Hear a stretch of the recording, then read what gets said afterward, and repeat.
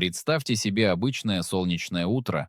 Ваша кошка, ваш верный пушистый компаньон, выбегает за дверь, чтобы совершить свою привычную прогулку по окрестностям. Она грациозно скрывается в высокой траве или исчезает за деревьями в ближайшем лесу. Вы машете ей рукой, думая, что она просто наслаждается своей дикой природой.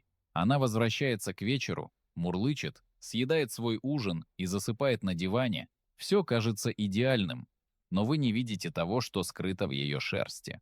Вы не знаете, что в эту самую минуту внутри ее тела начал тикать невидимый таймер. Правда заключается в том, что для кошек, имеющих доступ на улицу, природа — это не только игровая площадка, но и поле боя. И сегодня на этом поле появился новый, смертельно опасный враг. Мы не будем говорить о машинах или собаках. Мы поговорим о болезни, которая тише тени, но быстрее лесного пожара. Лихорадка рыси. Если ваша кошка проводит на улице хотя бы час в день, это видео может стать самым важным из всего, что вы когда-либо смотрели. Мы разберем, как один крошечный укус превращает здорового хищника в тень самого себя за считанные дни, почему рыси могут носить в себе смерть, не замечая ее, и как современная медицина пытается отвоевать жизни тех, кто раньше был обречен. Глава 1. Невидимый протозойный убийца. Начнем с самого начала. Что же это за болезнь с таким странным названием? В ветеринарном мире ее знают как цитоукзооноз нас-издия. Это заболевание вызывается крошечным протозойным паразитом под названием Cytoxjun felis, сокращенно C. felis. Этот паразит — настоящий эксперт по скрытности. Он не похож на бактерию или вирус, которые вызывают немедленный ответ иммунной системы. Он действует как диверсант. Попадая в кровь, он начинает стремительно размножаться внутри клеток, буквально захватывая организм изнутри. Но самое пугающее — это его происхождение. Как следует из названия, главным резервуаром этой болезни является рысь, бобкат. Ученые подсчитали, что до 80% всех диких рысей являются носителями этого паразита. Но вот в чем ирония природы. Для рыси этот паразит практически безвреден. Они являются бессимптомными носителями, они живут, охотятся и процветают, даже не подозревая, что их кровь несет смерть для их домашних сородичей. Однако для обычной домашней кошки встреча с этим паразитом — это не просто болезнь, это критическая угроза жизни. Глава 2. Курьеры смерти клещи. Паразит не может перепрыгнуть с рыси на вашу кошку сам по себе. Ему нужен транспорт. И этот транспорт — клещи. Существует два основных курьера, которые отвечают за распространение лихорадки рыси. Один — одинокий звездный клещ, Lone Star Tick, самый распространенный переносчик. 2. Американский собачий клещ, American Dog Tick. Процесс выглядит следующим образом. Клещ прикрепляется к дикой рыси для своего кровавого обеда. Вместе с кровью он заглатывает паразита C. felis. Напитавшись, клещ отваливается и затаивается в траве или кустах. И вот здесь на сцену выходит ваша кошка. Она проходит мимо, задевает травинку, и инфицированный клещ перебирается на нее. Пока он пьет кровь вашей кошки, он впрыскивает паразита обратно в кровоток. Это происходит в тишине. Ваша кошка не чувствует боли. Вы можете даже не найти этого клеща в густой шерсти. Но механизм уже запущен. Глава 3. 10-дневный обратный отсчет. После того, как зараженный клещ укусил кошку, наступает период зловещего спокойствия. В течение 10-14 дней ваша кошка будет выглядеть абсолютно здоровой. Она будет играть, есть и вести себя как обычно, но внутри нее паразит размножается в геометрической прогрессии. Когда этот инкубационный период заканчивается, симптомы обрушиваются внезапно и с сокрушительной силой. Первым признаком обычно становится вялость, летаргия. Ваша кошка, которая вчера прыгала по полкам, внезапно становится слабой и апатичной. Она перестает есть или ест значительно меньше привычного. Затем происходит резкий скачок температуры, начинается сильная лихорадка. И вот здесь время начинает работать против вас. Ветеринары предупреждают, многие кошки погибают всего через 2-3 дня после того, как у них поднялась температура. Это не та болезнь, при которой можно подождать до понедельника. Если вы заметили эти признаки, каждая минута на счету. Глава 4. Как распознать врага самостоятельно?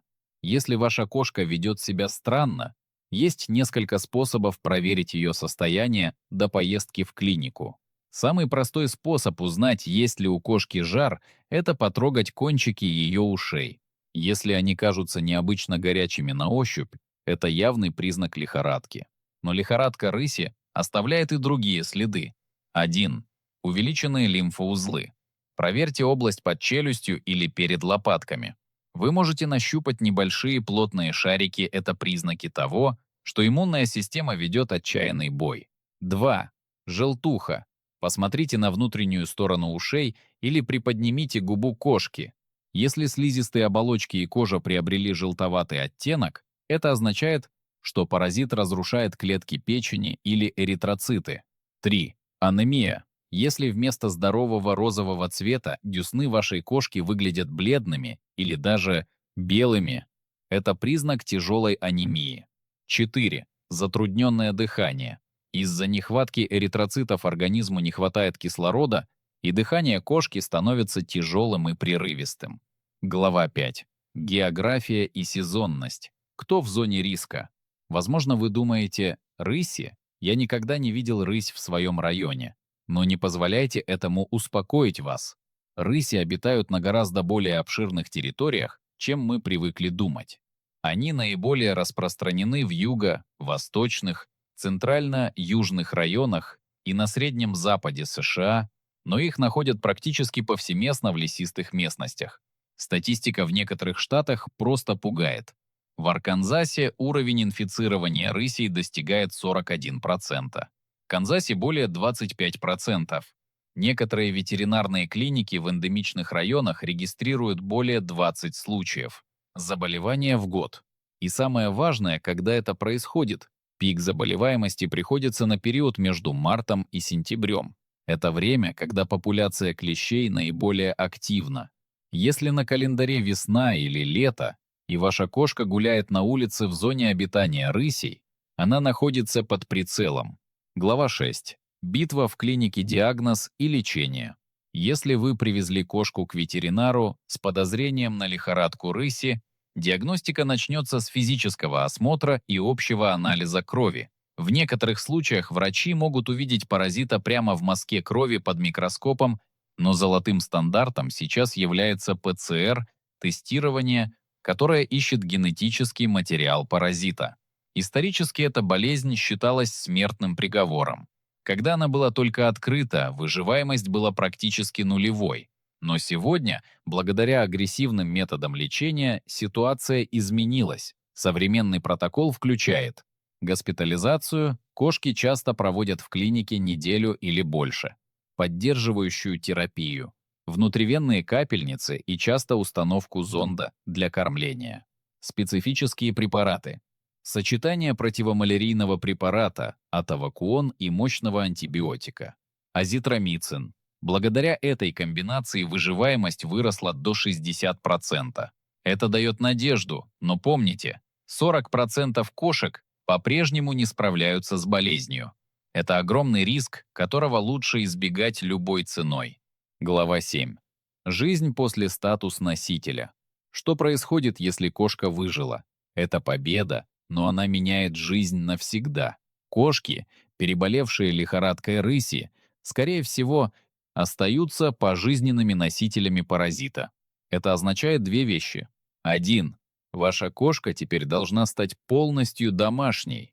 Вы больше не можете выпускать ее на улицу, потому что если ее укусит здоровый клещ, он заберет паразита из ее крови и понесет его к другим кошкам в округе. 2. Ее организму потребуется долгое восстановление с использованием пробиотиков, витамина B12 и качественного питания, чтобы восстановить популяцию эритроцитов и микрофлору после тяжелых лекарств. Глава 8. Профилактика. Ваш главный щит. Единственный 100% способ защитить кошку от лихорадки рыси– держать ее дома. Если она не контактирует с клещами, она не может заболеть. Но мы понимаем, что для многих кошек и их владельцев это трудно осуществимо. В таком случае вам необходима мощная защита от клещей. Традиционные средства. Препараты вроде Бровекта эффективно убивают клещей, но у них могут быть побочные эффекты, которые пугают некоторых владельцев. Альтернативные варианты. Существуют продукты на основе кедрового масла, которое является одним из немногих эфирных масел, доказавших свою способность предотвращать прикрепление клещей и при этом быть безопасным для кошек. Ультразвуковые устройства, гаджеты вроде Tickless Mini, которые крепятся на ошейник и посылают ультразвуковые волны, отпугивающие паразитов. Это не дает 100% гарантии, но это определенно лучше, чем ничего. Глава 9. Взгляд в будущее. Артемизинин. Наука не стоит на месте. Сейчас проводятся исследования древнего средства китайской медицины артемизинина. Артемисинин. Это растение уже давно и успешно используется для лечения малярии у людей, а теперь его изучают как потенциальное средство против лихорадки рыси у кошек. Первые результаты показывают хорошие перспективы при введении препарата раз в 48 часов, и это может стать ключом к еще более высокой выживаемости в будущем. Ваше решение сегодня. Лихорадка рыси – это не миф и не редкая экзотика. Это реальная, развивающаяся угроза, которая находится на подъеме. Она забирает жизни любимых питомцев в тишине лесов и на задних дворах пригородных домов. Если вы живете в районе, где обитают рыси, а если вы видели хотя бы одну, вы уже в зоне риска, примите меры сейчас. Если ваша кошка гуляет на улице, обеспечьте ей лучшую защиту от клещей, которую вы можете найти. Но если у вас есть возможность, сделайте Кассиана, или как зовут вашего друга, домашним жителем. Внутри 4 стен он будет в безопасности от невидимых убийц, скрывающихся в траве. Тот факт, что вы досмотрели это видео до конца, говорит о том, что вы ответственный и любящий владелец. Ваше внимание к деталям, горячим ушам, цвету десен или внезапной вялости – это то, что может спасти жизнь вашей кошки в критический момент. Поделитесь этим видео с другими владельцами кошек, ведь многие из них даже не слышали о лихорадке рыси, пока не стало слишком поздно. Берегите своих пушистых друзей.